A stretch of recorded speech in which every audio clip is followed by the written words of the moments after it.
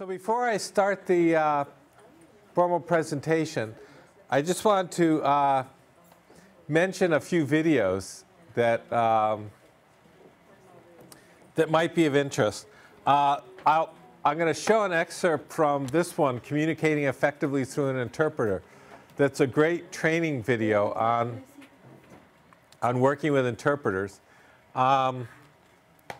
This is a video Henry and I made that's actually available through Henry, Salud Mental, Crossing the Cultural Divide with Mental Health. That's like, it's sort of, what does a mental health agency need to look like to work well with Latinos? The Culture of Emotions by Fanlight Present Publications is a video about the cultural formulation that I'm going to talk about next. And then Kaiser Permanente, which is the big HMO out on the West Coast, has an Institute for Cultural Competence. And they developed a series of trigger videos called Cultural Issues in a Clinical Setting. And they're very good for across all different ethnic groups, not just Latinos. And then finally, this video, No Soy Loco, I'm Not Crazy. It's available through the Mental Health Association of California. And I think Henry actually also has some copies, which is, again, to train mental health providers on working with stigma and how to work effectively with Latino patients. And there's a companion one called Saving Face, which is working with Asian Americans. So that's just some video resources. So I want to talk about the DSM-4, the cultural formulation, and Latinos. So I got Henry to bring me a copy. How many of you have ever seen the Glossary of Cultural Syndromes in the DSM-4? Okay, so when you get home, if you have this version, it's on page 897. It's the outline of cultural formulation. So it is the second to last appendix. It's the last substantive appendix before the contributors. It's Appendix I in the manual. Those of you who remember the civil rights movement were at the back of the bus. I'm not sure whether DSM-5 will be any better. And then there are also, in the introductory section on use of the manual,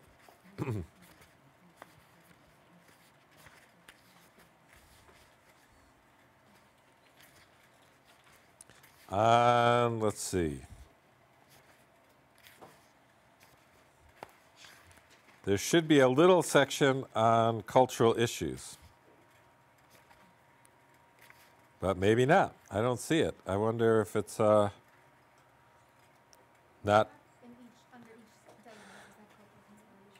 Right. Then under every diagnosis, there's a section called Associated Features, Specific Culture, Age, and Gender Features.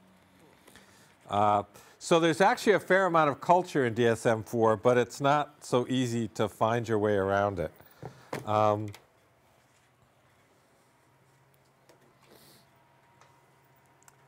So what I want to highlight is something that we created. So I worked on DSM-4 on the Culture Committee. And one of the things we created was what we call the Outline for Cultural Formulation. And this is kind of a set of questions. It's being developed much more for DSM-5. It's been developed in a series of supplementary books. So what kind of cultural information would you like to have about a client? Our idea was that you would like to have this on anybody you're working with. That culture isn't just relevant for the African American or Latino or Asian American or American Indian client. It's relevant for all your clients. That may be all your clients, depending on where you're working. But, and we wanted it up in the front of the manual with the multi-axial diagnosis. But instead, they put it back in the back of the manual with the Glossary of Cultural Syndromes, as if only if someone presents with an unusual cultural pattern of presentation do you need to do a cultural formulation. But it has essentially the following parts: what the cultural identity of the client is, how they explain their illness, what are the factors related to the psychosocial environment and levels of functioning, And what are the cultural elements of the relationship between the provider and the client? We saw this as very important. So, you know, were there cultural miscommunications? Did you speak the same language? We've talked a lot about, could you understand the perspective? I think a really nice statement of this, when we were working on the cultural competence training program that we did at UMDNJ, at UBHC, we did focus groups with consumers. And one of the African-American women who was a patient at one of the UBHC sites said, you know, I have a women therapist who was European-American. She said, she can understand me as a woman, but she can't understand me as an African-American woman. My brother could get shot at any time. I mean, this is more poignant now with Trayvon Martin. And she just wouldn't understand why I feel that way. So, you know, there are different levels of cultural understanding, and we all have multiple identities. So that's what that was about. And then the overall cultural formulation, how does culture fit into this? I'm just looking to see how, okay, so around 2 o'clock. And what I want to focus on today is cultural explanations of the client's illness. What are the predominant illness idioms? So Igda mentioned nervios, for example, as a common idiom among Latinos. Or someone put roots on me in the African-American community. Dominicans too? You have raíces? Do you say raíces or roots? Ataques. So there are all these different idioms that people use. How the idioms relate to the particular symptoms. So Igna was talking about somatization and how depression, often people will talk about, you know, my heart feels heavy, or I've got a pain in my stomach, or I'm having headaches. And it's not that, as Igda said, it's not that they don't recognize that they're also sad and they're having trouble getting going, but they feel more comfortable talking about it through the physical symptoms, because otherwise they might get labeled local. What are the local categories that they use? Perceived causes.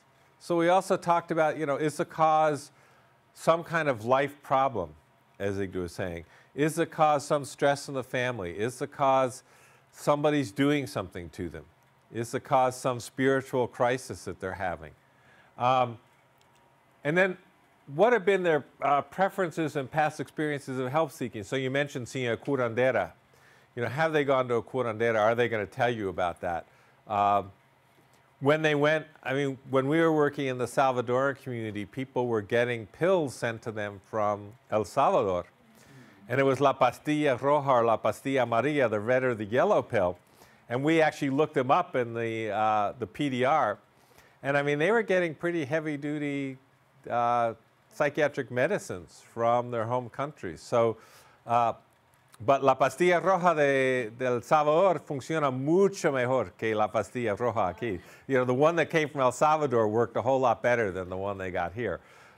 So all these issues about how, so this is kind of just one piece of it, but a set of questions around how do we understand the person who you're working with, their cultural explanation of their problem. Very valuable to get. So I want to go through a couple of idioms that we've worked a lot on, and I did this glossary. So in the glossary of cultural syndromes, at the back of the bus, are something like 23, I think, different syndromes that cut across all the different ethnic groups. We tried to put a syndrome like anorexia nervosa in the glossary because we said, in many ways, anorexia expresses a sort of European-American ideal for thinness and a thin body and images of beauty that aren't so much shared across ethnic groups. And that then gets distorted into anorexia nervosa. We got a lot of pushback from the DSM-IV committee who said, no, that was a real disorder. That was already in the manual. So they didn't include that. But two prominent idioms that we've worked on a lot are ataques de nervios and susto, and I wanted to include both of those because ataques are much more common in the Caribbean, Puerto Ricans, Dominicans, Cubans. Susto more common in Central America with Mexicans. In fact, Puerto Ricans don't know what susto is. They know the word. They know susto means fright.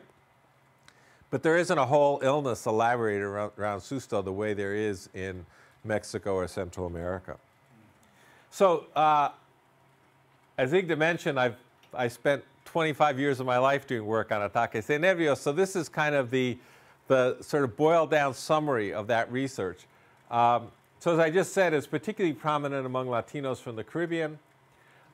Symptoms include screaming uncontrollably, attacks of crying. People would use phrases like chorros de llantos, you know, kind of rivers of tears. This isn't just your everyday crying. This is something different. Trembling, heat in the chest rising into the head, and becoming verbally or physically aggressive. So these were very common. We've done a number of assessments both in community settings and in clinical settings, and these always come up as the most common symptoms. Interestingly, in the 1960s, US military psychiatrists working in Puerto Rico described what they mislabeled and negatively labeled as the Puerto Rican syndrome. Yeah, el síndrome puertorriqueño. There was something weird about those Puerto Rican guys that when the Army told them that they were about to be shipped off to Korea or Vietnam, they got upset. And they got upset by screaming and yelling and throwing themselves on the floor, and they didn't like the idea that they were going to be sent away. Of course, if you read those articles, the Army described it as, because it was the 60s, they were very psychodynamically oriented and very sort of Freudian influenced. They would say things like Puerto Rican mothers were reluctant to wean their babies, and they wouldn't deal with their babies' frustration over being weaned, so the Puerto Rican men never learned to deal with their anger.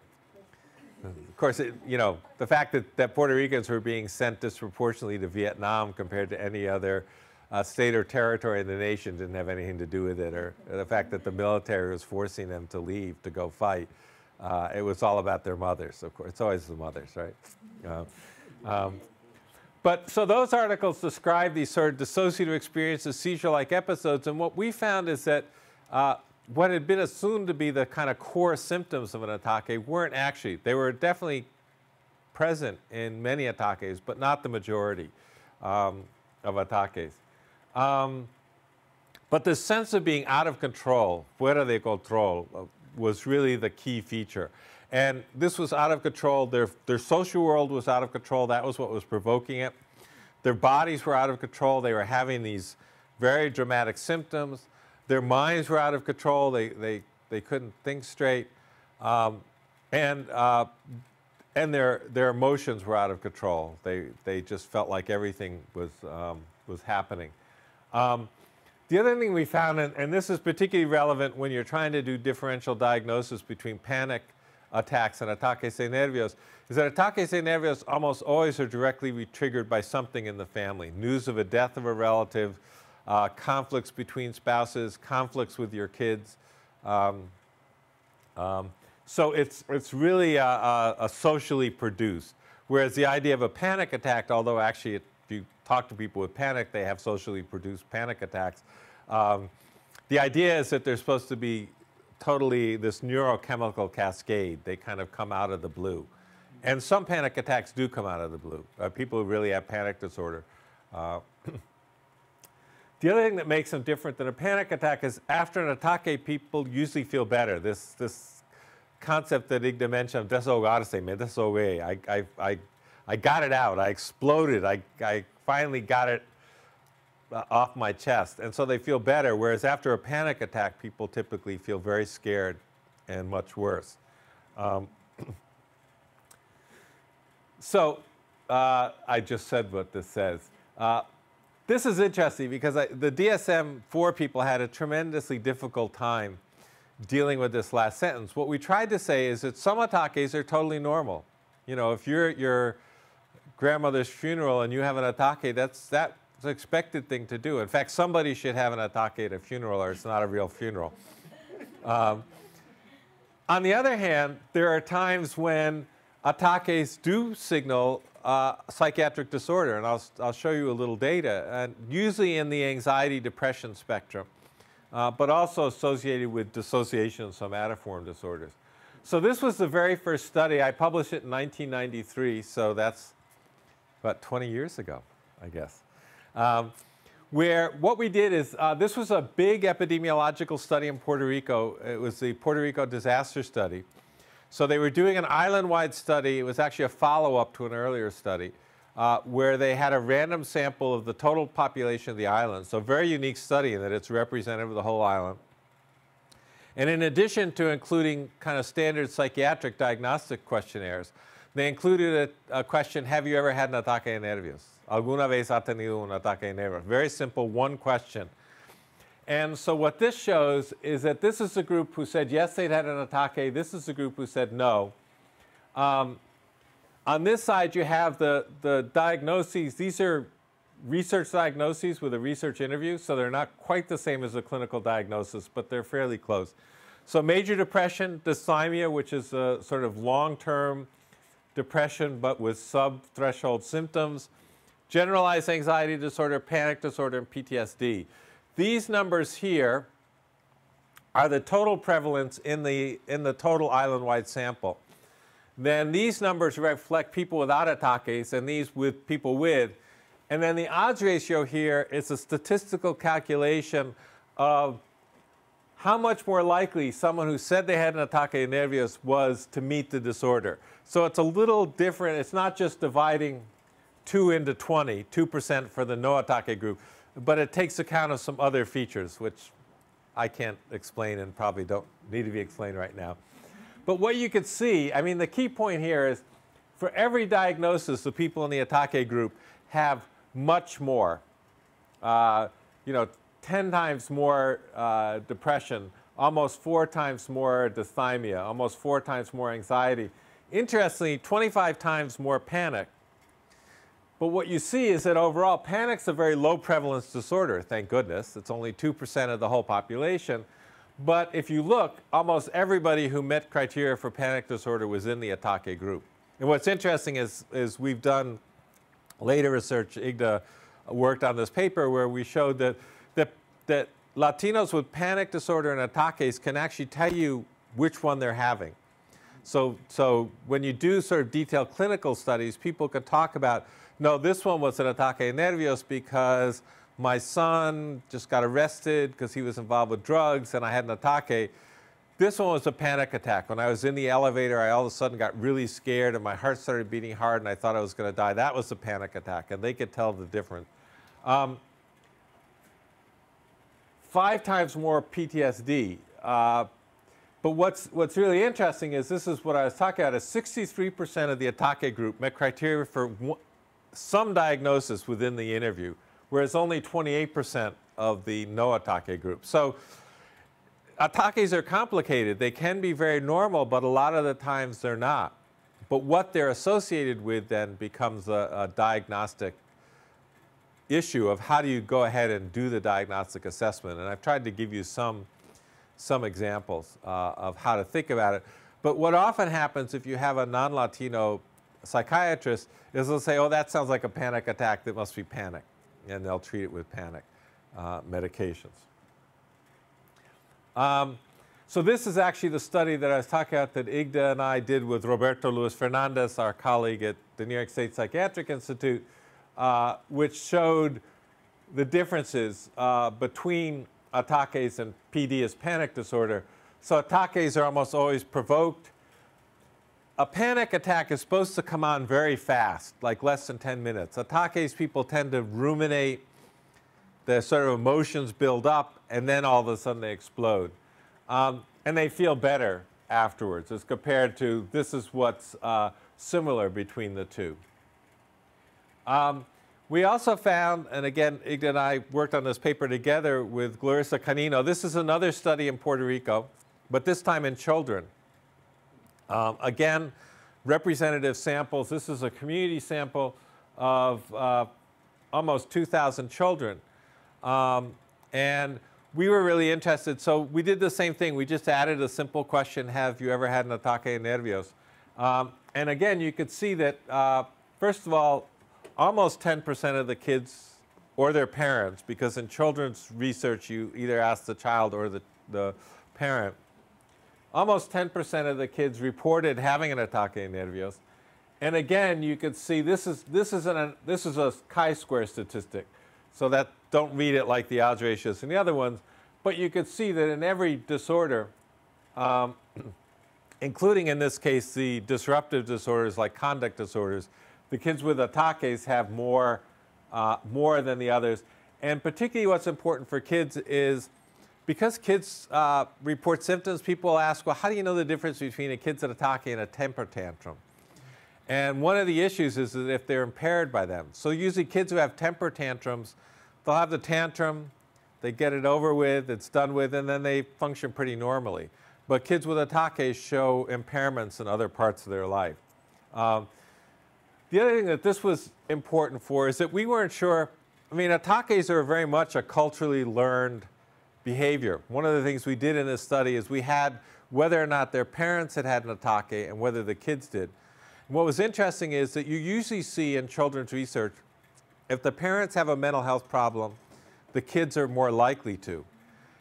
In this case, if the parents had a mental health problem, the kids weren't more likely to have an atake, but if the parents had had an atake, the kids were more likely to have an atake. So they're clearly, but we were interested, I mean, given all of the acculturation pressures in Puerto Rico, all the pressures to Americanize Puerto Rican culture, would ataques survive? And this data says, yes, they survive, and they're still an important idiom.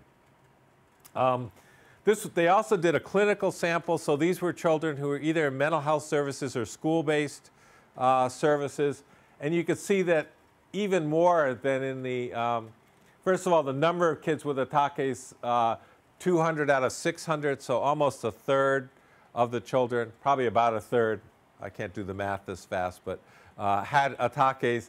And you could see that the relationship between the disorders is even more severe. And this is the most recent study we did. So this is that same National Latino study that I was telling you about in the Assessing Diversity part of the presentation. And here we did an interesting thing. So the self-label question is just, they said yes to the question, have you ever had an ataque nervios, essentially. We actually asked, have you ever had an episode where you felt totally out of control and/or had an ataque nervios? It was a slightly different question. The syndrome, the dark bar here is, did they say yes to the ataque question? If they said yes, they skipped into a section when we asked them, I think it was 13 or 15 symptoms that we had now identified were common to an atake. This group said yes to 4 more of the symptoms. And then this is the total sample, how many met criteria for disorder. So if I could, so 16% of the total sample met criteria for depressive disorder. These are Latinos in the United States, multiple Latino groups, all the different Latino groups in the US. 55% of people who met criteria for depression said no. 55% of the people who said yes to the atake question met criteria for depression. 62% of people who said yes to the atake question and had the symptoms met criteria for depression, only 16% of the total sample. You can see it's very similar for anxiety. I highlight suicidal symptoms here because one of the clinical implications is if someone tells you they've had an atake, you should ask them about any kind of suicidal gestures or symptoms. And actually the book that Henry highlighted in the beginning by Luis Zayas on suicide attempts among adolescent Latinas, one of the things that Luis was interested in and to some extent shows is that I think he definitely shows that most of these suicidal attempts among adolescent Latinas are impulsive. They're not planned, premeditative suicide attempts. They're suicidal gestures. And some of them come in the form of an atake-like experience. But that's something to definitely assess. The other thing that's interesting is that people who said yes reported double the psychotic symptoms. And so one of the things that's happening with Latinos is that they get misdiagnosed as psychotic disorders because they're willing to report things like after somebody's died, they heard that person calling their name. They looked around and they weren't there. Or they have these experiences of these celajes, these shadows, where they see or feel things that aren't there. Again, often related to death or spiritual ideas. And these get misidentified as psychotic disorders. And we've done a bunch of analyses and shown that actually the rates of psychotic disorders among Puerto Ricans and other Latinos is relatively low. But if they do report psychotic symptoms, they're not symptoms, signs of psychotic disorder, but they are signs often of depression or anxiety. So take them seriously, but don't misdiagnose them. So just as a general set of issues in differentiating between an ataque and other disorders, people with ataques are very vulnerable. They're vulnerable socially. They tend to be older women, poorer women with less education. So they're very vulnerable socially, and they're very vulnerable psychiatrically. Actually, anecdotally, in clinical settings, group therapies turn out to be particularly good for this group of people. So getting a group of women who've had an ataque, who may have been on depression medications, works very well. They support each other.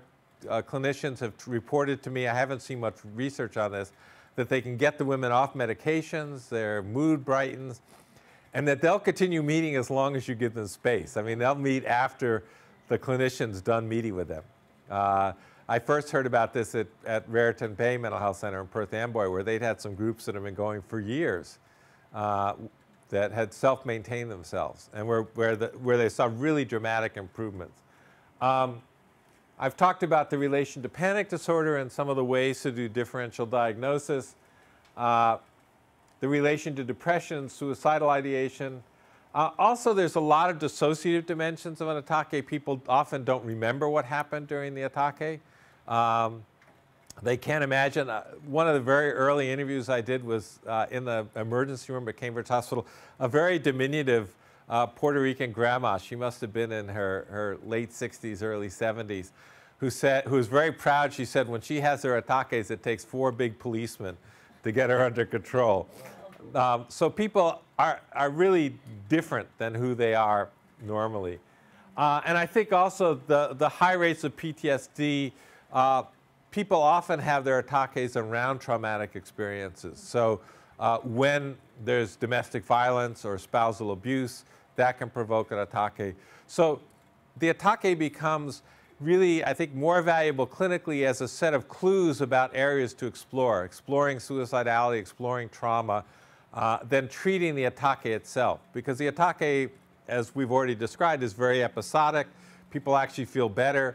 So it's what's underlying the ataque that's where the clinician needs to work. I now want to shift gears to susto. So again, as I said, it's more prominent in Mexico and Central America. Susto results from a frightening event, and typically the theory is that the soul is displaced. The fright causes part of the soul to leave the body, and that's what makes you sick. You've lost your soul. The other thing that's interesting is that susto is often diagnosed retrospectively, so people can come down with susto weeks to years after the actual frightening event happens. Susto has more of a depressive feel to it. Things like lack of appetite, sleeping too much, troubled dreams, feeling sad, feelings of low self-worth or dirtiness.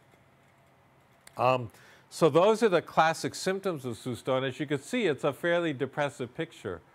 The diagnosis is often confirmed either by the family or a healer. So actually in a traditional Mexican family, they'll put an egg, they'll hang an egg over on a string and put it over the person. And depending on how it swings, that may mean susto, or they'll rub an egg on the body and break the egg and then look at the yolk and see what it looks like. So there are traditional means of diagnosis. But some of the research has also shown that one of the key factors is that people are experiencing strain in social roles. So women who are having trouble maintaining their family, men who are having trouble being productive at work.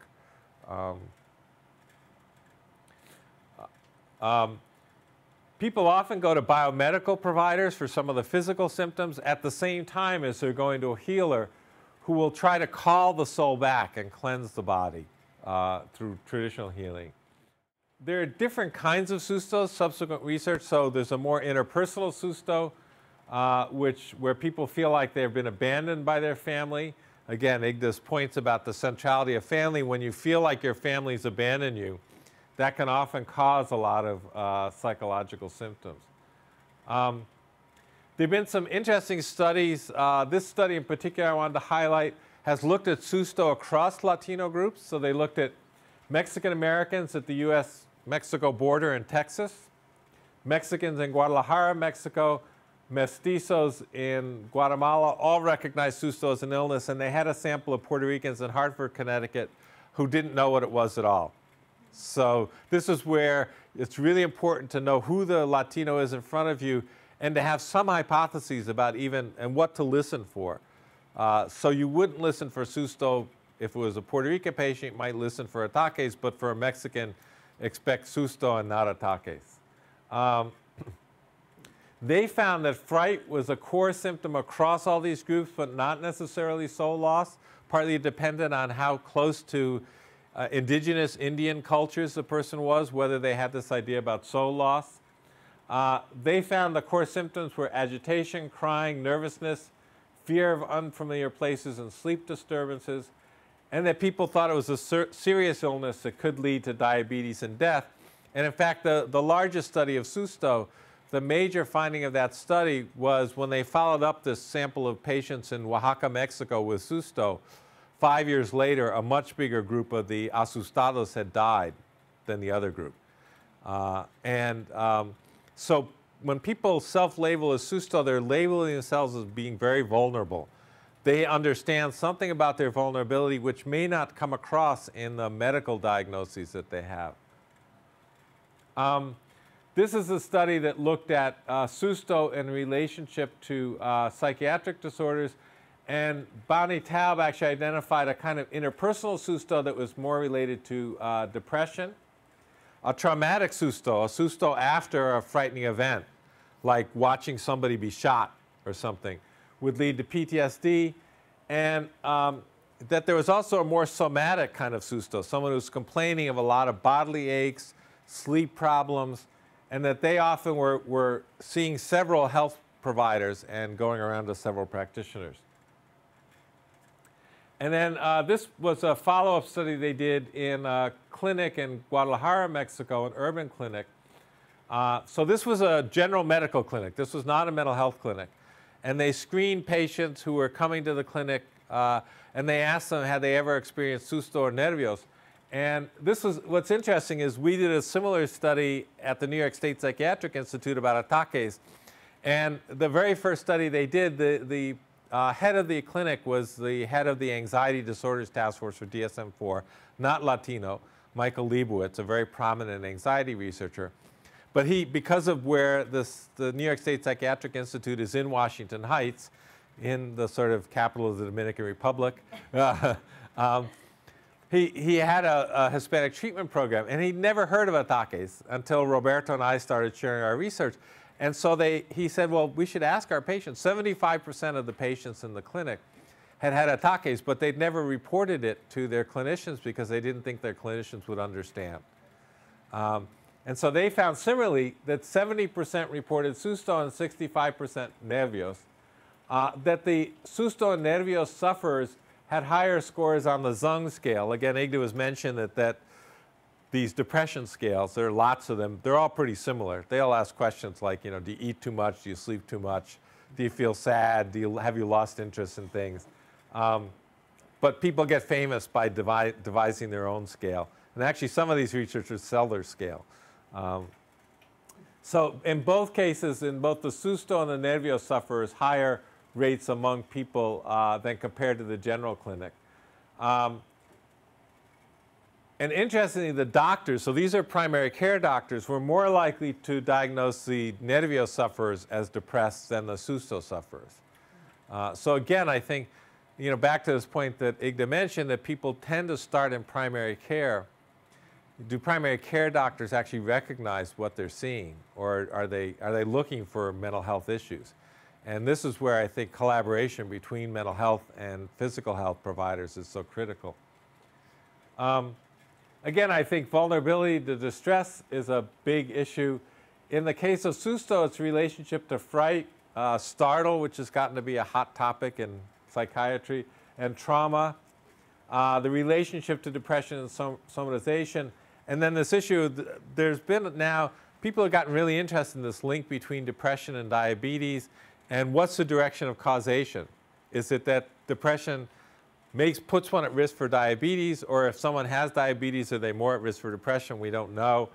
And also this greater risk of mortality.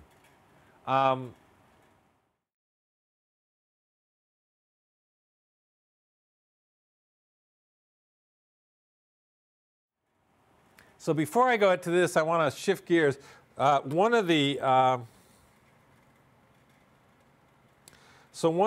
sections of this video on interpretation is actually a case of a Mexican man. So this is designed to teach people how to do interpretation correctly. But I'd like you to actually think about, and we have a few minutes we could talk about the interpretation as well, but how Susto emerges in this conversation. The sound is a little quiet, but I'm hoping that you can hear it.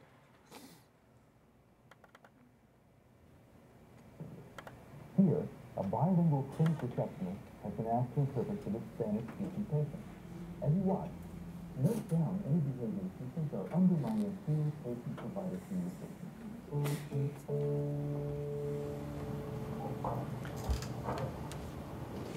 Okay, well, let's see. Who do we have here?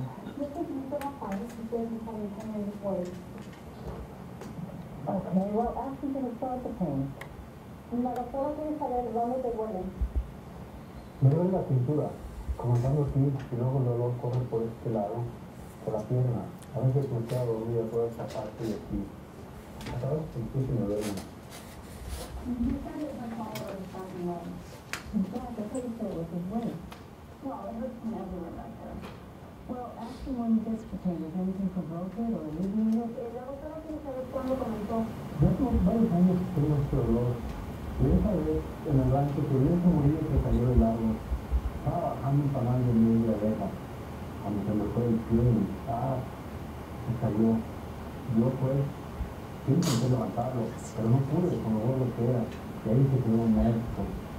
Y entonces me empezó a decir yo. Allí me dije que por suerte puede ser, porque la verdad me impresionó mucho.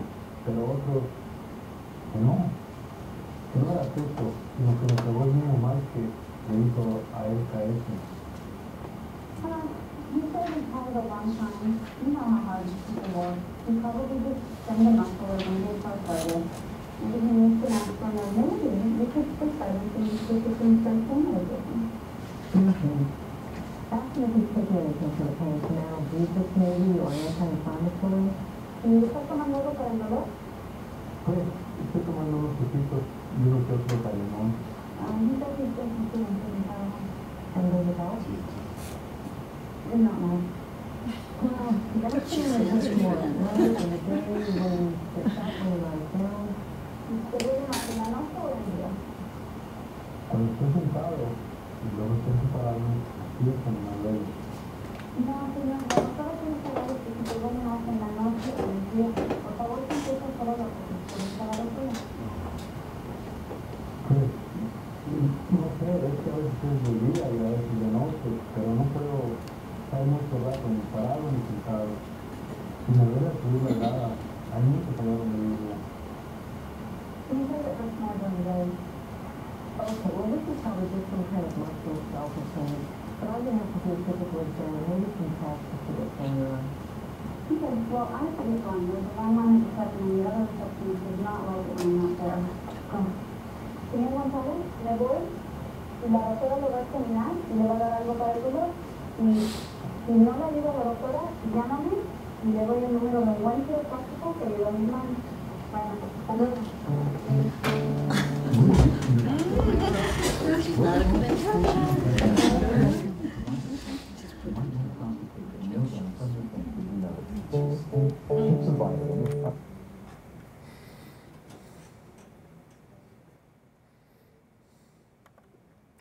So before we get into all the problems with the interpretation here, how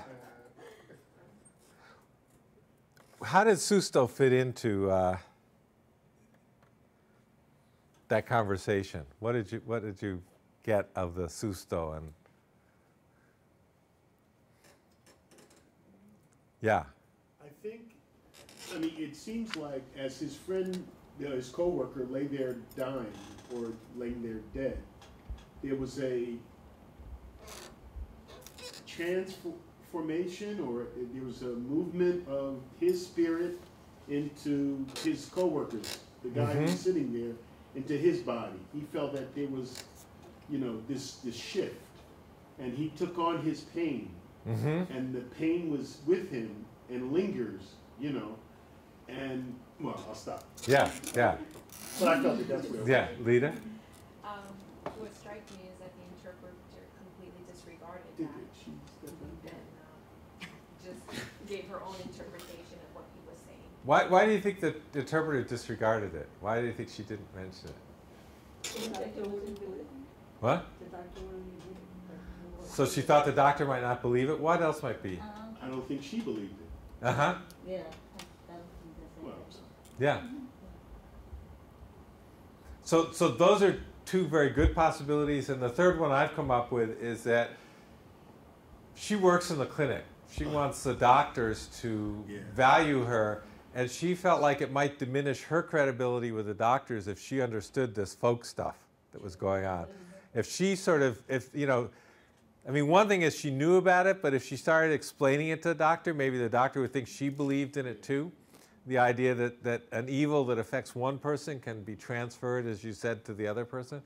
So Susto gets left out. The teas that you mentioned earlier got totally left out, or just got translated as drinking tea rather than medicinal teas.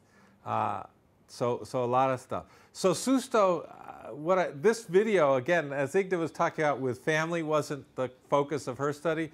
This video is not about Susto. This video is about how to be a good interpreter. And he was there at the doctor's office for musculoskeletal pain. But yet, Susto came up. And so the point of it is that this stuff comes up. Any quick comments about, I don't want to spend a lot of time on the interpretation, but any quick comments about the, yeah.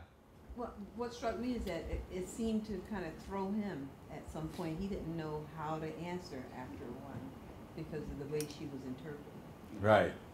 Right. So he started, I mean, he couldn't necessarily understand, but he could tell that she was only like saying 2 words and he told her a whole story. Yeah. I hope she's not a professional interpreter.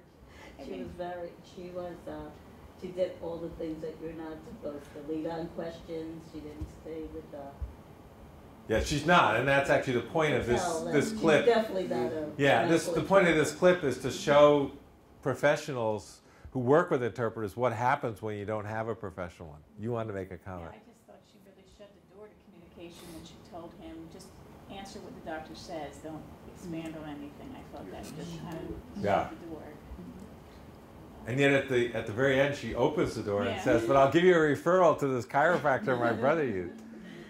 Yeah, they go on, actually the video goes on to show a professional interpreter. He's Cambodian. And actually, interestingly, so this case, the Cambodian man is coming with stomach problems to his primary care doctor. But it turns out one of the explanations of his stomach problems is that his parents died in the Pol Pot Holocaust in Cambodia. And he hasn't been doing the anniversary rituals for his parents. So he's worried that their spirits may be bothering him and causing him the stomach problems. So it's fascinating to me because this video, which was made for the medical sector, has all this mental health stuff in it. And then I think it makes very clear that you can't really separate the physical and the mental health very easily, particularly in these cross-cultural encounters. No, in fact, she's a front desk, but I mean, this is fairly typical. She's a front desk person. She's got, you know, they pull her off the front desk to interpret for this. So they got to pay the big bucks and get. Yeah, you know, her coworkers are pissed because now they've got to deal with, you know, all the patients by themselves, and then she's rushing to get back and doesn't want to spend a lot of time interpreting. But that happens a lot, unfortunately, when we're bilingual. Even if we're professionals, a lot of times, I know when I worked at the hospital, they're pulling you, and you have to literally tell them, you know, that's not my job. Right. You know, And so there's a big thing there with the hospital too. You know, and a lot is lost because someone's not really, you know. Yeah, well, you can see how much is lost and how much. Interesting, this video was produced by a group called the Cross-Cultural Healthcare Program in Seattle, Washington. The state of Washington has a law, state law, that you have, if you don't speak English, you have to be seen by a professional interpreter. Or you have to have a professional interpreter for any clinical encounter. So they have this huge program of interpretation, but it's also paid for by, so Medicaid reimburses for it because Medicaid's a state federal program. Massachusetts has a similar program, New Jersey does not. And actually you can train someone with a BA to be a very excellent interpreter, and you don't have to pay. I mean, you know, in some ways it's crazy. I mean, you know, we talk about places that are so concerned about productivity. You're paying essentially a licensed social worker or a clinical psychologist to interpret when you could hire someone with a BA who's a well-trained interpreter, and it would cost you a lot less, but it would save in emergency rooms. Seriously, I don't think. Yeah, they don't. As much as they should. And there actually is, we have a program right here at Rutgers and at UMDNJ for training people to be interpreters. There's a whole certification system. But in emergency rooms, the studies they've done in Boston find it saves huge amounts of money, because otherwise what happens in an emergency, a medical emergency situation, you're sending people for scans, you're sending them for lots of blood tests because you don't really know what's going on. And if you pinpoint what's going on, you can do many fewer tests and get at the issue more quickly. So I wanted to just share that with you as an example. So some of the things that came out of our work was, and some of this is being considered for DSM-5, some of it not. Mixed anxiety depression really needs to be a category in the DSM. It's not formally in the DSM. It is in the ICD. But in fact, in primary care settings, mostly what you see are mixed presentations of anxiety and depression. You rarely see the sort of pure clinical cases that are described. They are working on the cultural formulation. There's a trial going on in multiple countries right now to try and clarify, simplify, and structure the cultural formulation so clinicians might actually do it. And we are working on the glossary of culture-bound syndromes. It's not clear where it's going to go or if it's going to go for that. I created this diagram just to sort of highlight the issue that part of the challenge of cultural syndromes in psychiatry, although actually it's interesting because psychiatry is now moving in this direction. In the DSM-3 mode, the idea was that anxiety is discrete from depression, is discrete from somatization, is discrete from dissociation. The cultural syndromes really challenge that notion because they cut across all these categories. That's my sort of intersecting Venn diagram, circle kind of diagram here. So they really sort of force you to think about mental health problems in a different way because they take elements.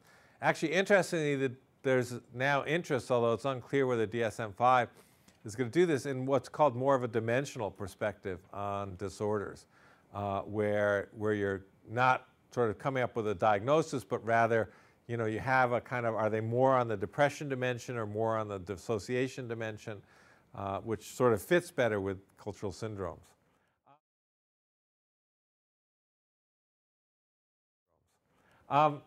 So to finish up this part, I just wanted to share with you, this is, there's a journal called Culture Medicine and Psychiatry.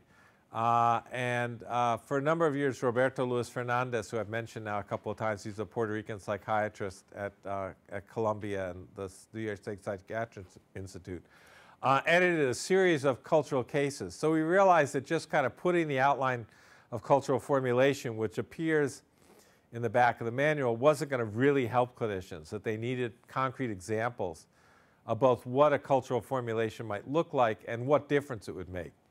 And so we published a series of cases over the years. Some of them have been collected in other cases in some publications of the Group for the Advancement of Psychiatry on Cultural Psychiatry, as well as the American Psychiatric Association. So there are a couple of books on cultural formulation.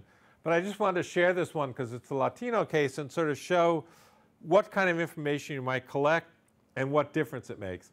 So this particular case was of a rural migrant from Puerto Rico, a older woman who'd been in the U.S. for 13 years. She was one of the classic riders of the Guarnaccia. She was a circular migrant going back and forth. Mostly spoke Spanish. She lived in a very Puerto Rican neighborhood and had limited contact with the broader society, but a lot of contact with her kids. Partly, she preferred living in Puerto Rico, but her adult children lived in the Boston area, and so she would come regularly to visit with them. She described her illness as nervios and ataques de nervios. Her attacks of nerves were characterized by fits of anxiety and rage and impulsive suicidality. She had these very culturally meaningful symptoms of hearing voices and seeing shadows.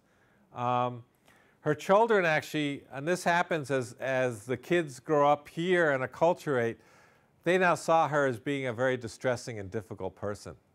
And she often wound up at the hospital because they didn't want to deal with her. And they sort of said, you deal with mom.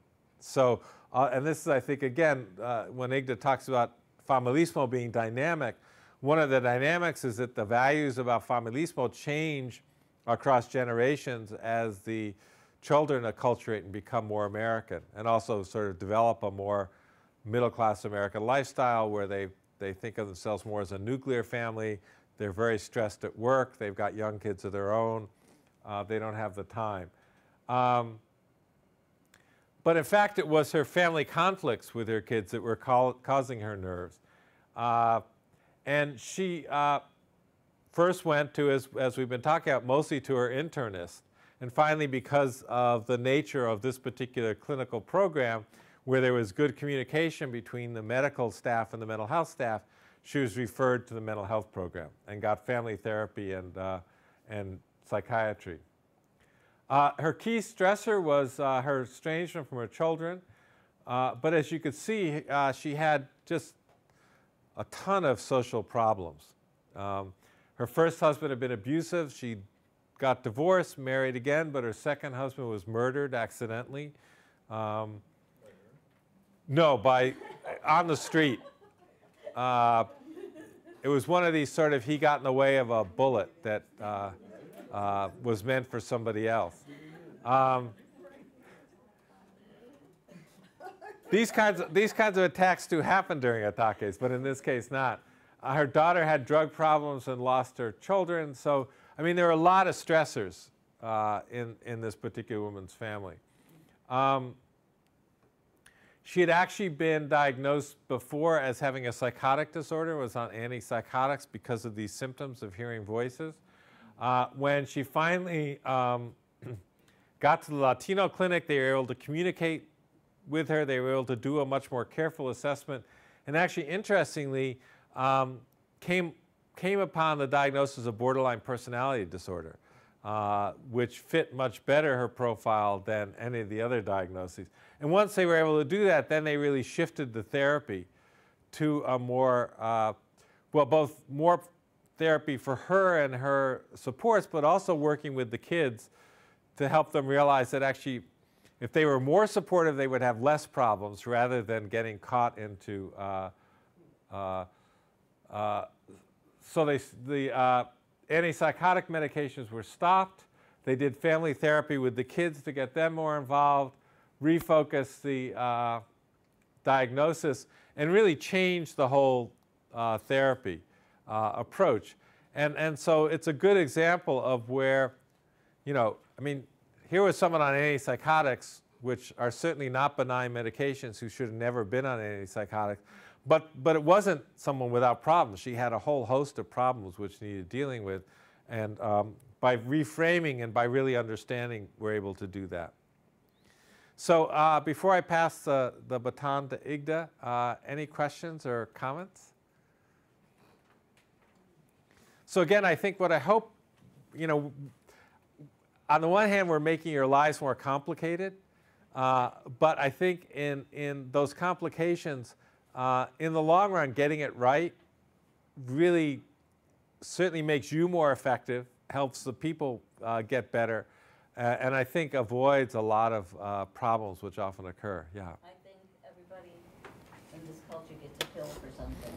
And unfortunately, sometimes talk therapy, like you said, works a lot better than just prescribing something that's pretty toxic. Yeah. Well, and in fact, you know, most of the studies show that the combination of talk therapy and medication therapy is actually the most efficacious. Though there are studies that show that therapy by itself works and medication by itself works. And a lot of it has to do, I think, you know, Igda was mentioning motivational interviewing. Whether it's that technique or some other technique, it's how you work with the person and how you present what the options are, and really seeing the whole person and figuring out what the right problem is to be working on is critical.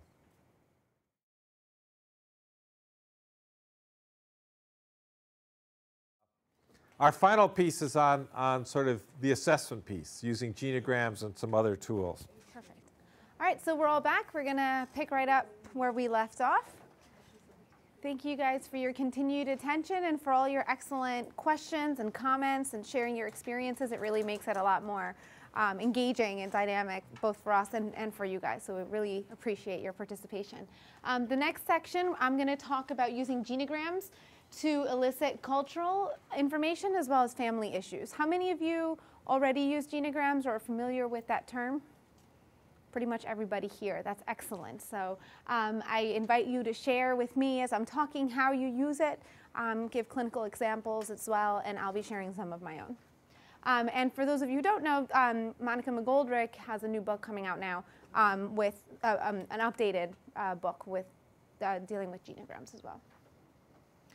Okay, so a genogram is used to assess various areas within a family. And I'm going to go over sort of the different areas of assessment with you. And again, this is based on Monica McGoldrick's book on genograms. It's used to elicit sociocultural, sociopolitical, and socioeconomic factors, finances, cultural heritage, belief systems, religion, spiritual beliefs, language skills, acculturation of each of the various family members, connections to their community, as well as their migration history. So a lot of times when we use it as an abbreviated version, right? Kind of just to get a little quick family tree, sort of. But you can really use it to elicit a lot of information, and we'll talk about that today.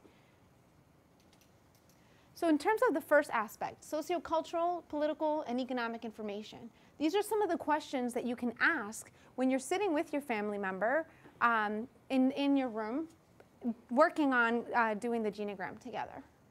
Are there sociocultural factors that are impacting the family's current functioning? All right, and by sociocultural factors, what I mean is ethnicity, race, social class, legal status, which we know influences a lot, employment potential or employment status, and education level. When we mentioned earlier about a parent not having the language ability, right, to help their child with homework. So it could be because of language, it could be because of the parent's own education level. So that impacts the family's functioning. Are there any past suffering or conflicts with family members due to past political history? There can be different political stances within the family that can cause strife. It can be something, you know, sort of from huge political movements to something less prominent. It's important that we ask about that because sometimes political beliefs really cause schisms within the family. So it's an important question to ask. And where does the family fit in their community? We've talked about cultural enclaves. We've talked about families who live in neighborhoods that are very much like themselves. What's that experience like for them? And what's the opposite experience like? What if they're the only Latino family in their neighborhood? What's that like for them? And what's the impact of that? Does that contribute to, for example, another example that you guys mentioned earlier, does that contribute to the child maybe not wanting to identify with that family, with their family's culture because maybe they're the only one of that group and they don't want to identify with that because they want to fit in with another group? So it's important to ask where they fit in their community as well. Finances. One of the biggest reasons why families argue is money, right? What are the pressures from the family? Is there jealousy? Is there jealousy because maybe in their home country, let's say traditional gender roles, the woman stayed home, and now in this country, you need a two-family income in order to survive. So now, is that causing some jealousy between the parental unit or the couple? Is there resentment? There are certain groups that have an easier time finding employment I'm going to stick to another gender example. Women can find employment being nannies, being caretakers, or cleaning. And it might be difficult for a man to find employment if they're a seasonal migration farmer. So then is there resentment that the woman can have job all year long, whereas the man cannot? Does that cause additional struggles? Pressures to help other family members. We talked about the example from the focus groups that I presented earlier of the man who had turned to drinking, right? Because he had the pressures of supporting his family here and also supporting his family back home. So those are additional financial pressures. Now we talk about shame or conflict due to loss of status. Dr. Guarnaccia covered this in the NLOS, right? The downward social migration that often occurs with a lot of immigrants who come here, who maybe they were upper class in their country of origin, and then they come here and they're in the lower socioeconomic status, right? So you have doctors, lawyers, you have physical therapists, and then they come here and they're delivering pizzas, or they're, cleaning, they're part of a maintenance crew in a building. What does that mean to their self-identity? What shame does that bring? Do they lie about what they do here when they talk to their family back home? That happens a lot. And how is the family struggling to meet ongoing needs? A lot of times we've had the experience in our focus groups where people didn't know that when you came to this country you have to pay for rent, you have to pay electricity, you have to pay all these things, right? Because maybe they lived in a community where the homes have been in the family forever and they're just paid off and that's just where you live. So this idea of paying for everything here could come as a surprise to some folks. So just a couple of quick things to add. I think this issue about sending money home, most Mexicans that I've talked to are working 2 jobs, and they describe it as they're working 1 job for their living here and 1 job to send money home. And this economic crisis has been devastating because they often can't find the jobs anymore to send money home. So I think Igda's point about the shame and the stigma is really important because people feel like they've been failures because they were sent here or they came here. Sometimes communities will actually get together to pay the money to bring for somebody to come here, and then they're supposed to succeed and send money home. The first Mexican I met, maybe 15 years ago, I was at Charlie Brown's restaurant in Highland Park and started talking to one of the busboys, and he had been a teacher in Oaxaca. And it was just so hard to make a living as a teacher. He came here and he was making way more as a busboy in Charlie Brown's than as a teacher in Oaxaca, but it was really painful for him to work as a busboy. I mean, the fact that he wasn't using these skills. And I said, my God, why don't you go apply to be a teacher? We need bilingual teachers right across the river in New Brunswick. But of course, he couldn't translate his credentials in that way. Cultural heritage. This is something that oftentimes we don't necessarily spend a lot of time exploring with the families that we work with, either because we over-identify with the families because perhaps we're from the same island or same background, or maybe we're both Latino, so we make assumptions, and that's also a very dangerous thing to do. So talk to the family members about their background, their culture, their ethnicities, their ties. How far back can they trace their lineage? Is that important to them? There's a lot of diversity within the Latino community, right? There are some Latinos who are extremely proud to be able to trace their roots to Italians or other Europeans, and that's a very important point of pride in their family lineage. And there's also families who are very proud to be able to trace their lineage to American Indians and sort of the native people of their land, and how important that is to who they are and how they represent themselves and how they, interact in their own family. So ask about that. It's important to know how they identify and how that has shaped them, what their experiences have been with racism when they come here. How are they received in their local communities? Again, just because you're going to move to a neighborhood that's all Latinos, they might be from a different place, and there's inner tensions between various groups that maybe aren't explicit, but they're experienced covertly.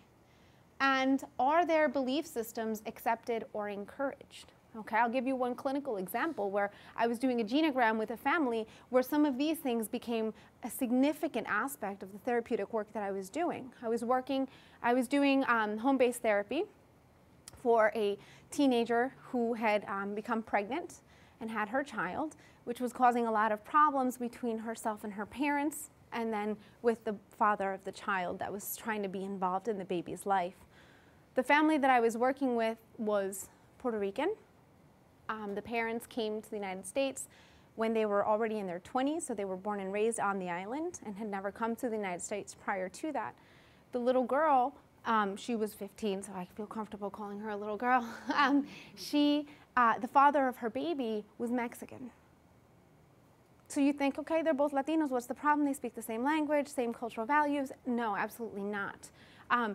The differences, the racism that the family members experienced between the Mexican group, the Puerto Rican group, and the effect that that had on the baby that was the product of this Puerto Rican mother and Mexican family, Mexican father, was huge, to the point that there were nuances within the family that had to be raised, had to be made explicit in order to do the therapeutic work. One little thing, for example, the nickname that had been given to the baby by the maternal grandmother, because she was racist towards Mexicans, because she was Puerto Rican, the maternal grandmother would not call her granddaughter by her given name. She would call her Lupita, in a derogatory reference to the Virgin of Guadalupe, who is often revered by Mexicans. So she used a nickname to her own granddaughter in a derogatory way to poke fun of and constantly remind her own daughter sort of the mistake that she made by becoming involved with a Mexican man. So it comes up a lot, even within the Latino community. So it's important to ask about the cultural heritage, the racism that's experienced, and how that influences and impacts the family. It took a lot of work just to get the grandmother to call the baby by her real name. Belief systems, religion, and spiritual beliefs. What are the primary beliefs that organize the family? What is the history of the family's beliefs? Have there been any changes? How did those changes occur? What were the reactions to the changes by other family members? Were there differences within the community, right? So there's the assumption most Latinos are Catholic, but what if they all of a sudden become Seventh-day Adventists, right? Or Jehovah's Witnesses, or convert to Islam or Judaism? What does that do in their larger family network? How did that change happen? There's a lot of things that kind of become involved in that. Language skills and acculturation. I know we're all going to have a lot of experiences in this area, okay? So what are the languages spoken in the home?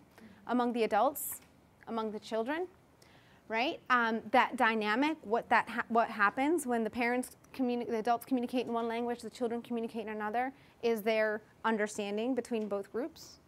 Are there power imbalances? Because now the children understand English, can read all the legal papers, medical papers, rent papers or whatever, and the parents don't. So then that flips the hierarchy, right?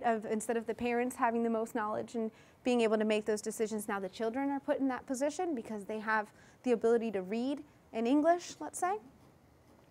And how much of the heritage is retained?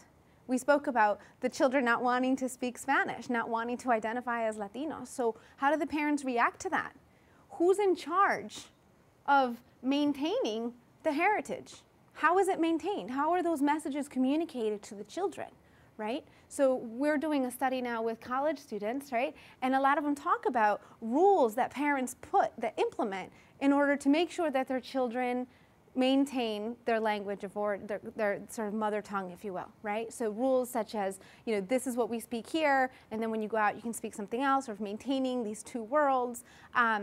I can speak from personal experience. My father had a rule where every time he asked me something in Spanish, if I answered in English, I would lose a privilege, so no phone for that evening because I answered in Spanish. I had to remember to speak to him in Spanish because I went through my little phase of not wanting to identify with that. So how are the parents managing it, and who's the gatekeeper? Is it the mom, the dad, the grandparent, an older sibling, a cousin?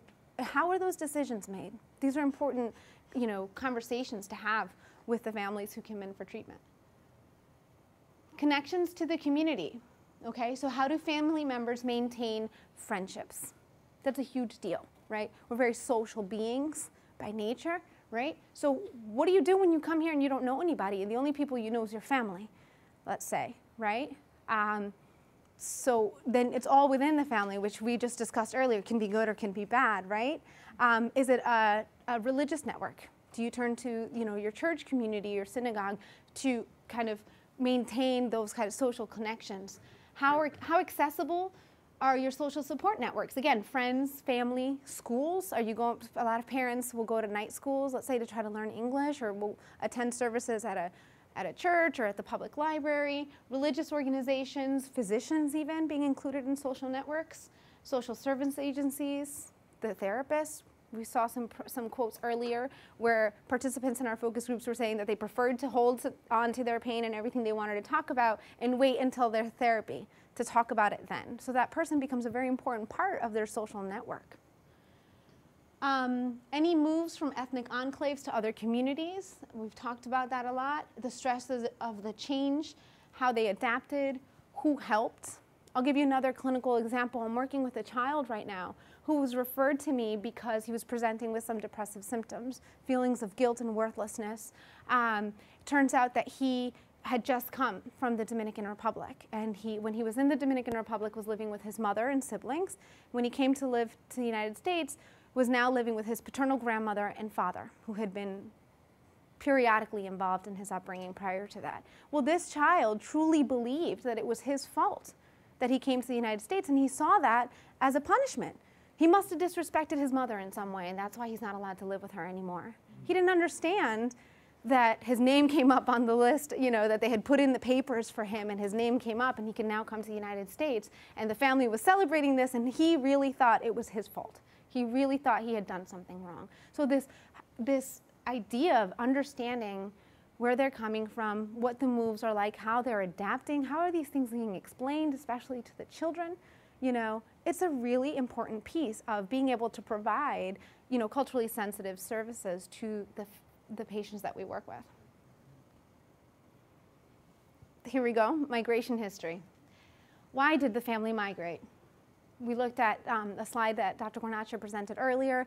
A lot of the reasons is to provide a better future for our children. How do the children understand that? They didn't ask to move, right? Why are they here? Did the parents explain it to them?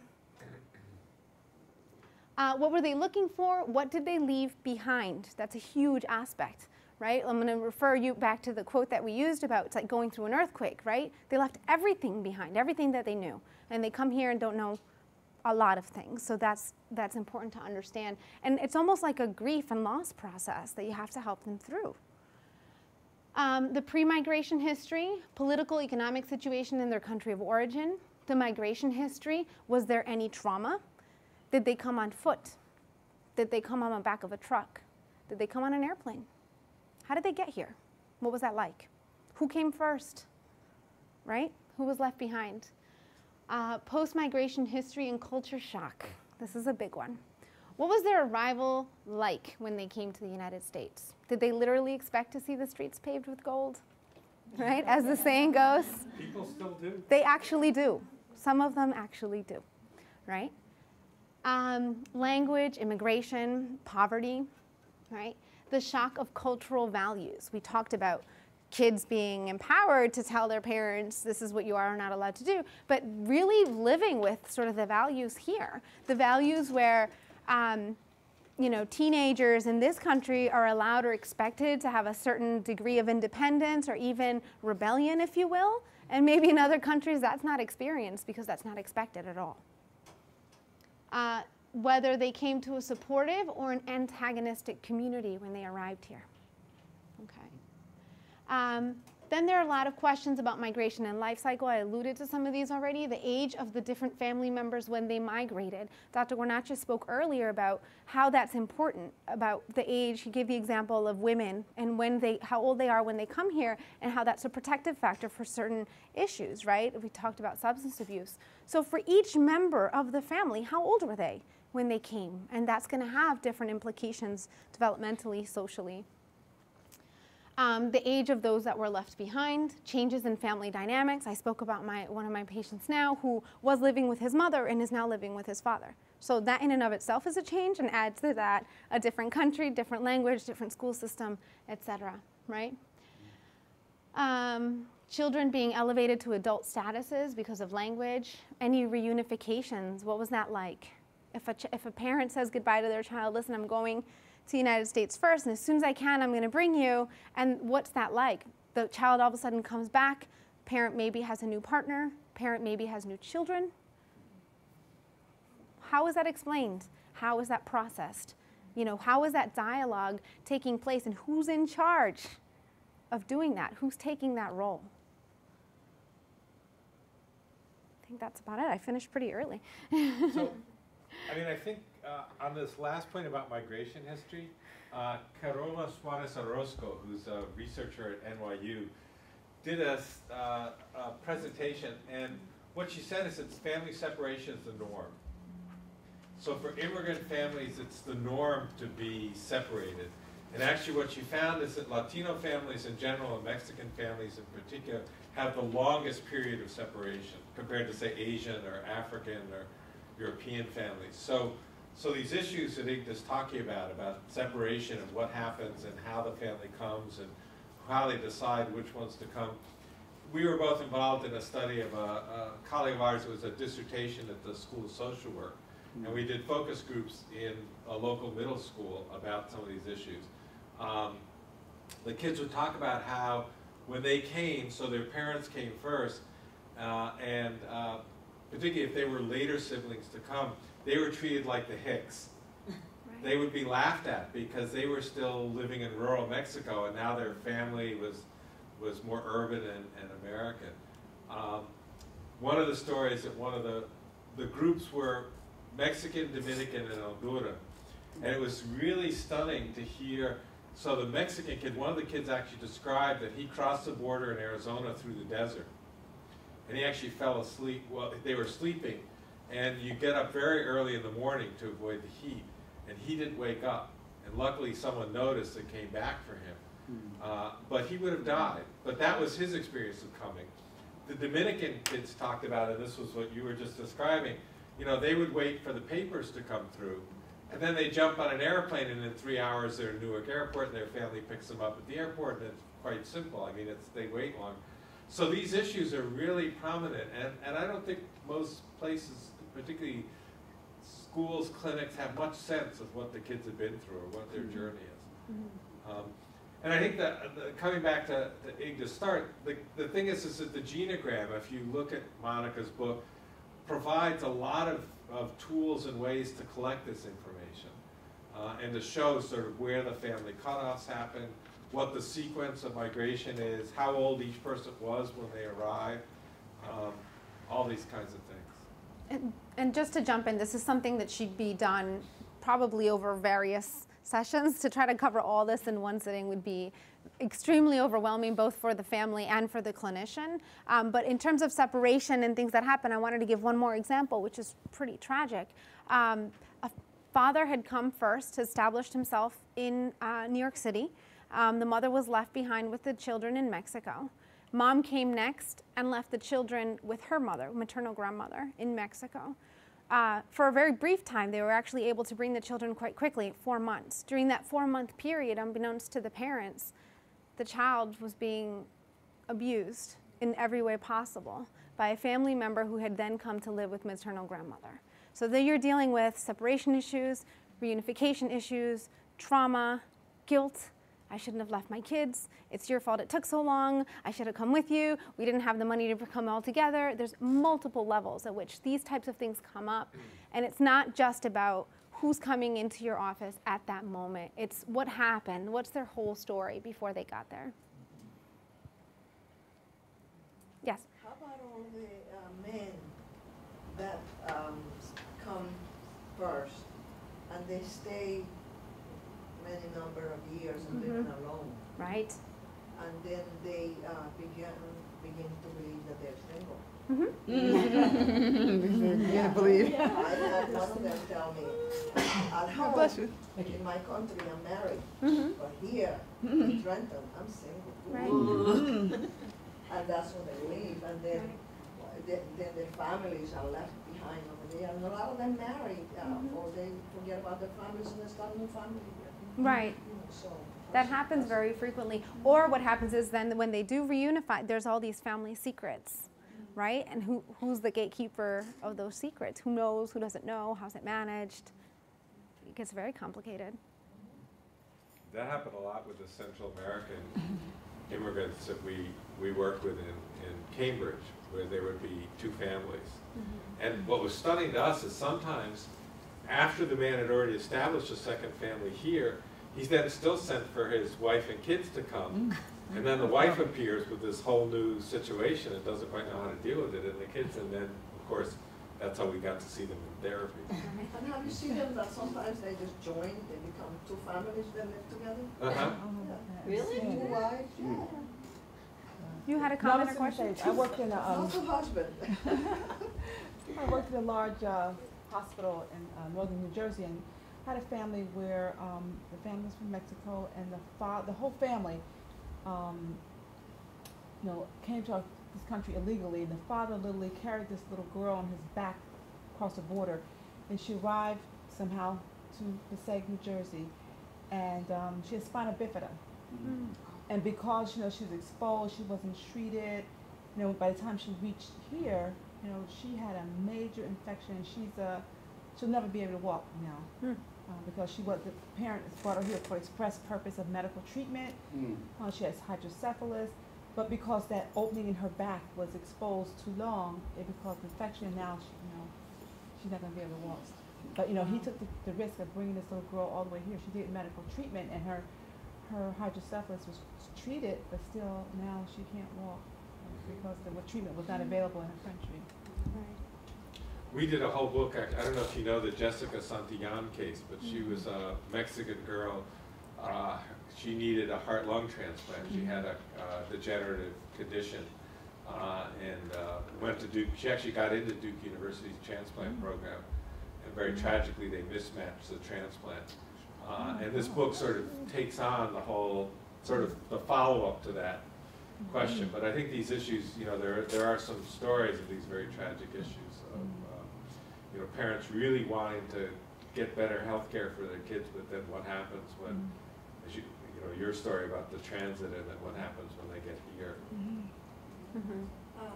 On the Spanish channel, on TV, I don't know which one, but they advertise a new movie called La Bestia, about all the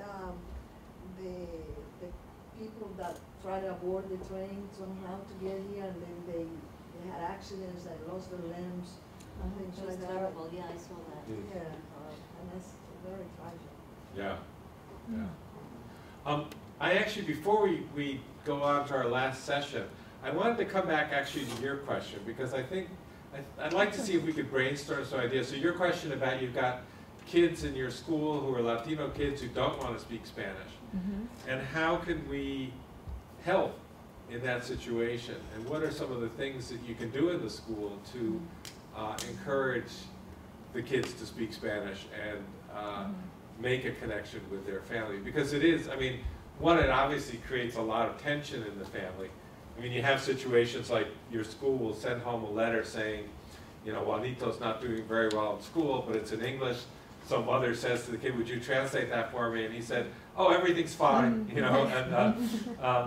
But I think it's this identity issue that's really critical, and I wonder if people have thoughts about how the school might address some of these issues. Because they're even among their own peers that don't want to speak Spanish, so they have that support there, among their own peers. Now, they don't speak Spanish, they speak English, and you talk to them. So they have that support. Again, my school is 80% Latino, so they have a strong support base for not doing so. Yeah. Well, being Dominican, I came here when I was 2, and growing up in an all non-Latino area, you do feel different, and it does affect, of course, then you have to find your pride and all that other stuff, but like you said, with the school, just, it's hard, but there is ways to getting around it once, you know, once you just kind of realize that everybody's the same. It's hard, it's really hard. I know I have friends who literally would change it, like my maiden name is Castillo, right? Actually, my own family, my sister said, it's Castillo. I said, no, it's Castillo. Yeah, so it's just, you know, it's just a whole thing. She's a therapist, actually. Do we have suggestions on what the school? So I mean, a couple of thoughts. You mentioned that you have an annual international lunch, and I wonder if you could do a monthly international lunch and maybe do it more often so that there's more. I'm wondering whether you could have a monthly day where everybody in the school spoke Spanish. Well, we have what was called we call it the parent, like a PTA. And like one time, like we had you know, we discussed different topics. Like one month we may discuss helping your child with homework. Another one may be assessing resources in your community. What are some of the issues you have with navigating the community and getting appropriate resources for your child? So every month there's like a topic based on what the families, from the survey, what they said they want to talk about. But I think there, I mean, I wonder if like in the English class you could read a Spanish author even in translation. I found, I taught, my very first job was in a bilingual high school, and we published, the senior class published a newspaper, and we translated it, and I was stunned to find out that the teachers outside the bilingual class didn't believe that the students had written some of the articles they'd written, because they didn't think you could think complex thoughts in Spanish. So the prejudices against, you know, obviously they didn't know about, you know, Don Quixote or all the other things that are, you know, the famous Spanish thinkers. So I wonder if there's ways to bring up, to sort of make Hispanic accomplishments more powerful and prevalent, so the kids don't feel that sort of embarrassment about speaking Spanish. Because I think some of it is clearly these bigger messages, and the question is, how can the school help that in ways that don't disrupt the school, but in ways that would value the language and sort of give the kids who speak Spanish, you know, at least one day a month or one day every 6 months, an advantage over the kids that don't. Yeah. I was just going to say that I was at a middle school, working in a middle school last year, and we had, just like we had Black History Month, we had Hispanic Heritage September. Week. Well, we do that. We have that. We did all of that. We recognize the Yeah. issues. You can't just recognize one group. We recognize, you know, Bengali population. We were Hispanic. Heritage Month is, I think, October. They do it, and we have so many different cultures and ethnicities. We have like 51, so everyone has to get equal opportunity. So, and that's why we have the once-a-year multicultural. About a mix of cultures. I know in certain, well, depends on the school. I know where my daughter went to school, it was predominantly, you know, white. And so there was, you know, there was like you said, once a year, but then they started doing social things like merengue or the church or whatever. And then a lot of the other kids start asking questions, and it doesn't have to be just Hispanic. It could be any culture, vacation or whatever culture. But, you know, island, like relating to it as well, you know, we are actually similar, then we are really, you know, we're not that different. Even though they want to be cool. They want to be cool, they want to wear, you know, cool stuff. And being American is very cool. So that's one of the reasons why they, you know, it's like it's even like with the that. whole world language classes, they don't want to take Spanish. They are refusing to take Spanish. And then they're not becoming bilingual. They're just not knowing. And if they are language. taking it, they're getting failures, D's and F's, because they're not participating. They don't. I didn't ask for this. You're making me take this. I don't want to learn Spanish. And you know, this is, you know, you can go home and practice with your parents. They want no parts of it. Even with world language, they're all getting D's and F's. The ones that have the attitude. Dropping out too. Well, I have elementary, K through 8. So not the high school. But you know, at the high school, It's high. in my area, it's high. As a matter of fact, it's very high. Yeah. It's very high. Yeah. I don't know if this makes any sense, but it's like when the kids are little, the parents, because they don't speak English, it's like there's this pride in, oh the little one, oh, tan lindo, no quiere hablar español, he's only English. But as they get older, that's when they start having problems. So they didn't learn from when they were little that it's important to stay with the Spanish. I don't know if it's making any sense. But it's like then as they get older, they cannot communicate, and then that's when the parents feel the need that they have to start learning Spanish. Right. So I think that, like with my daughters, it had to start at home. I couldn't wait until they go to school. No, it has to start at home. So I think that if we work with parents when they are like in the elementary years, that it's important. And maybe inviting someone from the mental health center to go to the PTA meetings or something, that this is important, and this is what could happen later on if you don't keep it. I think that's, sorry, I just was going to jump in. I think that's key, and if you look at even media, right, so we have Diego and Dora, and, you know, they speaking Spanish is cool, and then what do the older kids have? Right? So again, it's also about making it relatable, making it cool in some way. But I think that a lot of parents are still meeting professionals in various fields that are telling them, don't confuse the kids.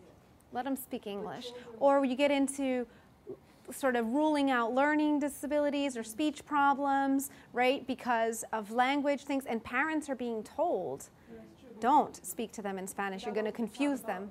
Exactly. I know when developmental specialists, he will say today that if a child is having major issues with speech and language development, it is confusing for that young child to try to differentiate between one language and other. And he doesn't say stick to Spanish. He says choose one language, and whatever language they choose, the child is not learning because the way that the cognitive levels. You got to choose one language and stick to it until they learn that language. Then introduce the second one. Not saying which one to choose, but there has to be one. That's true, because when you're young, I know in my own family we always had to speak Spanish at home. Okay, I have 5 brothers and 2 sisters. We all spoke English to each other, but when we were home, we were always speaking. We had to. I mean, that was just the rule. But I see with the kids that I've worked with that children absorb very quickly, whatever language it is. It could be Russian, it could be Spanish, it could be Italian. You know, they're going to, as long as whatever you speak at home or whatever you show in your culture, it's going to stick. English, even though the languages are so different, but kids pick up English in school like that. I mean, I remember never knowing either language, but, you know, and you think, and now, in mixing cultures, my husband's Italian, and of course he'll tell my daughter, "You're more Italian than Spanish." I'm like, no, you're. We go back and forth, but it's just the fact of having, you know, pride and it doesn't even. It's not even so much the language. It's just feeling like you're accepted. Because I know it's very hard when you're in a place and you feel like you're different and you wanna like fit in, and you're like, oh my God. Or even the way you pronounce your last name, or what kind of house you live in. Because there is stereotypical things. Oh yeah, you eat rice and beans, and yeah, or tacos or whatever. So kids kind of start, you know, thinking it's not. And kids are just that way generally, not just, you know, Hispanic kids, American kids, or whatever. Kids are mean to each other. I was going to jump in and just say, it's interesting that you mentioned this about the sort of the child study team. The latest research I've been seeing coming out on bilingualism is actually that bilingual kids do better, that there may be early language delays, but over time, kids who are bilingual actually perform better cognitively than kids who are monolingual, and actually even that health is better. And so I think it's that trade-off between maybe some early slowness and some later abilities. And so I think some of it is getting some of the newer information out to people about these issues, because there was a notion that there'd be language delay if you spoke 2 languages to the kids. They wouldn't learn as quickly. They'd go to school not ready to speak English, and some of that's true, but actually over the long run they're better off. I mean, it's interesting. I have some friends in Washington D.C. who sent their kids to a French immersion school. They're not French, and that was an elite school to go to. But of course we don't do bilingual schools for everybody in urban school districts, where in fact there is a multilingual base. The other thing I was going to mention is it's interesting. Igda mentioned the study we're doing now. There are communities, the Greek community, the Chinese community, that have schools on Saturdays or after school to purposely inculcate the language and the culture and make people proud of it. And I think we don't see that as much in the Latino community. And I wonder, about some of those institutional structures, those community structures that support or discourage the maintenance of language. Now that you mentioned that, if you see 2 families that are, let's say for instance, Chinese, speaking in Chinese, no one tells them speak English, you're in America, like they do to Latinos. I think a lot of the parents, they want to spare the children the prejudice that goes. That's why they don't say anything about speaking English. I'm guilty of it. My children don't speak English. Well, my husband was New Yorican. He was born and raised here, so he didn't speak Spanish. So then therefore, he didn't want me to speak Spanish to the children. So he only wanted to speak Spanish. You were saying the whole thing with documented and undocumented. There's a lot, especially now. It's like sometimes you feel like where's your papers? And they get this in their head. I'm like, I'm American. I don't have to have papers. Because people may not see it as that, but even as professionals, we're treated differently. Even by your last name or how you speak. If you speak with an I, if you don't. A lot of things, or even within our own culture, with our own Latinos, everybody, like she was saying, well, I'm Puerto Rican, I'm Dominican, oh, well, you're Mexican, so it's like, now we're kind of finally getting it together, and we're Latinos. For a long time, everybody was here, there, and everywhere. So it's kind of, it's hard to say. Everybody's different, but I think in all cultures we have problems. But now there's a big focus on this whole, profiling, and I think it's affecting us one way or another. I think one of the biggest challenges for us in our school, maybe not other schools with such a heavy population, we're getting many children who are coming to us, like from Dominican Republic, 7th grade students, never been exposed to education. Never have been in school, and that is a tremendous challenge. And what do you place a child who's never been exposed to school, who's just been home, especially if the child has a special needs? Oh yeah. Where are we placing this child? Is it a language? Is it the fact that he's so cognitively deficient? Where is it? And that is our struggle working on a child study team, trying to place children who have never been exposed to education. They're not exposed. It's a totally different thing because even a child that gets removed from a home and is put into an environment, they will thrive. We've had kids who were removed for one reason or another, and they all of a sudden they were like a totally different child. But of course, if the state was involved, you have therapists, you have this, you have that, you have the other. So things are picked up really quickly. So it's an environmental thing too. For whatever reason, that family kept that child at home. No, especially if there was a disability. And well, even sometimes it's a disability, sometimes it's resources, sometimes in Mexico, schools are free, but the parents have to buy the books, they have to buy the uniform. So sometimes parents don't have resources to send all their kids to school, or at least all their kids to school all the time. And I think, what you're describing too is in a context of high stakes schooling now, where schools are evaluated on how many kids. All of a sudden, instead of that, within the child study team, your goal is to help the child and figure out for the overall school, sometimes there's a feeling that they just want to get the kid out because that kid's going to bring the overall school's test scores down, and that they're going to be a problem for the school. And there isn't any compensation within the broader assessments for the fact that you're working with very challenging kids who have very different experiences and backgrounds. You're just supposed to somehow magically make them score passable on the high stakes test. So it is a very challenging. I mean, I think what we've talked about is that there's sort of multiple levels. There's the general tone of valuing diversity and valuing the different cultures. There's specific events like you mentioned, food events or other kinds of cultural events, celebrating heritage days. And then there's the language, how language classes are done and how language is valued, and you know, whether there's a way to use kids who speak another language. And then of course there's the whole, how do parents work with the PTA, the study team? Are parents given skills to help them deal with, and do we have the skills to give to parents to help them deal with some of these very troubling issues? So it is a multi-level also issue. Also funding. You have to think, you know, in an urban and a suburban area, even the schools, there's a totally different, right. I mean, we're all in the same state, but you will see the same different, you're supposed to follow, of course, right, the test resources scores and that are everything available. else, and now, especially now that the schools are under attack because you know, you have to perform, there's teachers that don't. So there's so many things, and charter schools, now there's a whole big thing is charter school. So there's a lot riding on it too, because, I mean, I see it even in Monmouth County.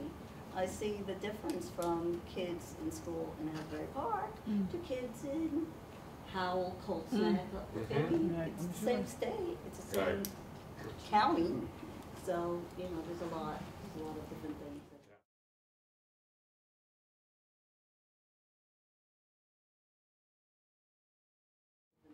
Yeah. So we have one more piece to wrap up, which is also an assessment. We'll just do a quick transfer of the microphone. A much broader assessment through genograms and all the different areas that are available on genograms. And of course, if you read Monica's book, I mean, there are ways to use heavy lines to show close connections, dotted lines to show broken connections, hash marks through the lines, ways to go much more multi-generations back, and how to, for example, doing a genogram of the case that you described of where the family was Puerto Rican, the father was Mexican, but there's not really a connection between the families, how to deal with that. So genograms are a very rich tool, and obviously ones that we won't do justice to in this short time. I want to share with you a short tool. And actually, this grew out of the consultation that we were doing to the 3 bilingual bicultural psychiatric inpatient programs in New York. We were strongly encouraging them to do cultural assessments. And they said, okay, we'll do it, but what should we use? And they said, we need something because particularly in an inpatient psychiatric hospital, if there isn't a chart insert for it, it doesn't get collected. So you have to have a piece of paper that somebody writes the info on. And they said, you know, we have a line for culture. And so I came up with this. Actually, this is a slightly shorter version assessment, but it may be useful and may be something that you can bring to your agencies that you can add to the chart. So it includes what we thought of as at least some of the core areas. And we've heard about these before. So language capabilities. What languages do you currently speak with family, friends, coworkers, store clerks? So again, I think in terms of thinking about when we were doing this assessment, you know, there were folks who came in and partly they wanted to show that they were successful. They said, we can speak English. And then when they actually tried to, it's one thing to sort of speak English to do a quick form that you fill out. It's another thing to tell a whole psychiatric history in English and to do it emotionally and with the proper affect and language. So people often present initially like they speak English until you start talking to them and realize they don't. So the idea of this is to sort of ask them about different contexts. So when you're with your family, what do you speak? When you go to the store, what do you speak? So that you have a better sense of language and context, because we don't use language in some abstract way. We use it in particular contexts. And then specifically, and here the answer key is 1 fluent, 2 very good, to 5 no ability for speaking, understanding, reading, writing skills in both English and Spanish. And actually, so some of the kids that you're talking about might say they're 2 in understanding, but they're a 5 in writing, a 5 in reading, and maybe a 3 in speaking. So kids will have various abilities, and similarly with English. And then adults may be the opposite, where they can understand some English, but they can't speak it, read it, or write it, but they have quite high fluency. Or they may not have fluency in either language, and then that's a real challenge. Social connections, I mean, Igda made the point earlier about how important this is. Now, some of these questions, were you born in the US? I mean, this can be a challenging question in and of itself. If not, where were you born? How long have you lived in the US? That point I made earlier about the longer someone's here, we know that for Latino immigrants, actually, the worse their health gets, the worse their mental health gets. Where does most of your core family live? Again, I'll go back to when I worked at Cambridge Hospital. I did an interview with a Cuban man, and I was interviewing him about his nervios. And at one point he said, you know, part of the problem with my nervios is I have no family here. And I thought, sure, I always open the interview with kind of some simple demographic questions. And I thought, sure, in the opening he said he was married and had kids. So I went back and I said, you said you had no family here, but earlier you told me you were married and had 2 kids. Did I get it wrong? He said, no, but he said, my parents, my siblings are all in Cuba. And he said, you know, so they're still his family, even after he'd formed a new family. So where is your family?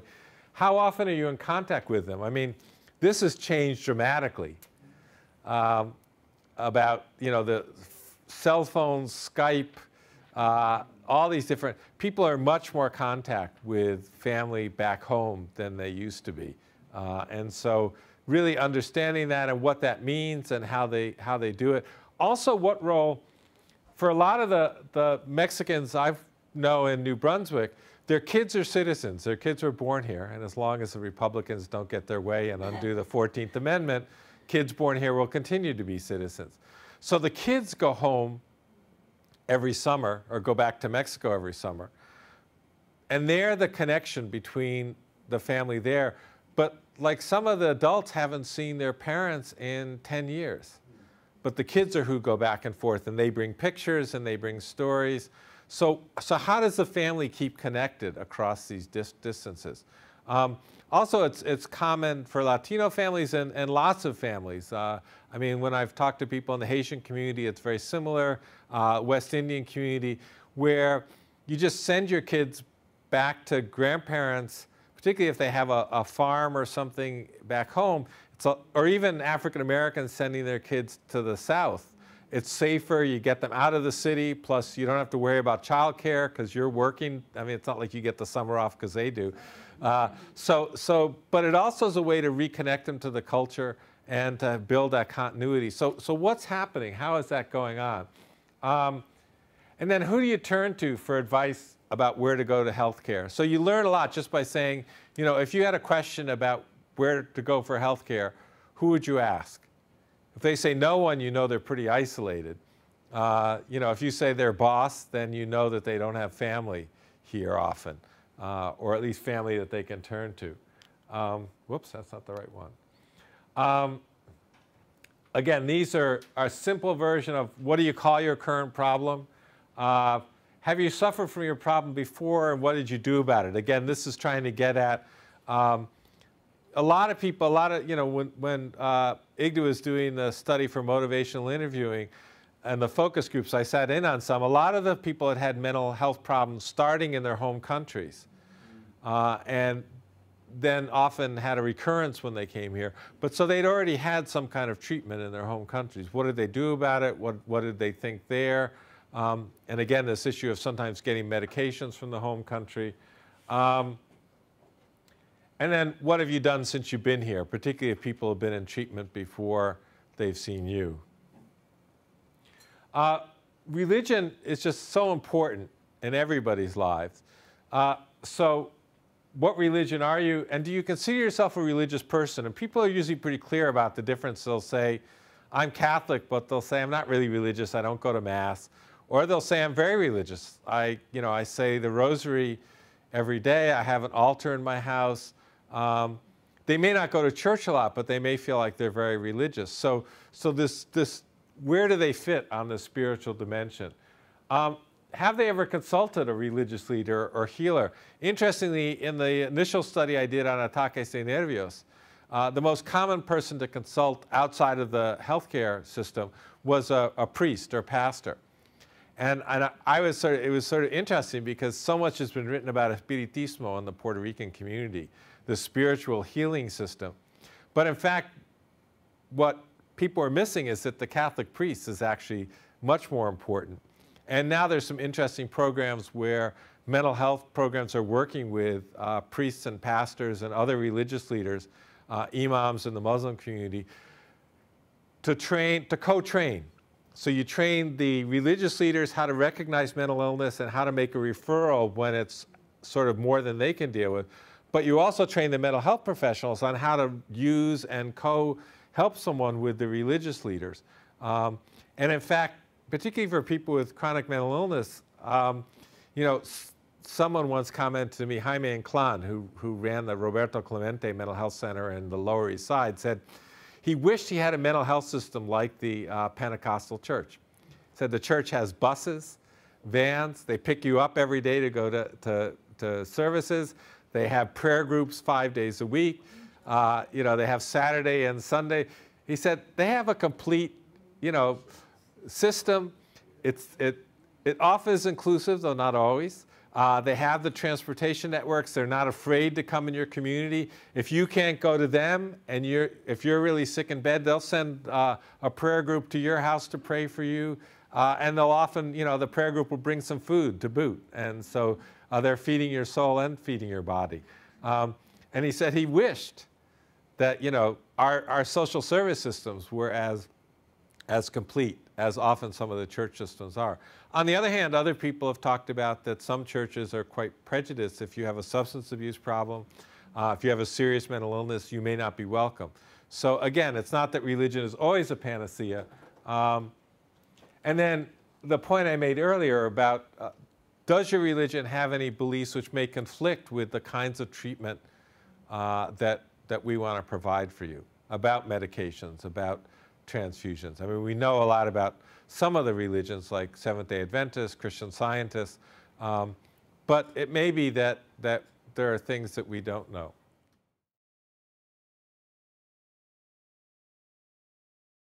We really appreciate your participation and also your willingness to have us do this on videotape so we can make this more broadly available. And I'm happy to take any final questions if you have them.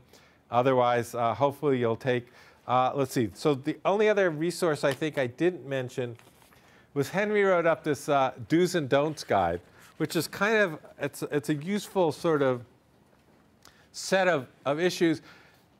I think the first thing he says is remember that Hispanics first and foremost are individuals. So one of the issues with a do's and don'ts guide like this or a sheet like this, when I showed this sheet to a group of Latino doctors, they said, you look like you're assuming we're all FOBs, fresh off the boat.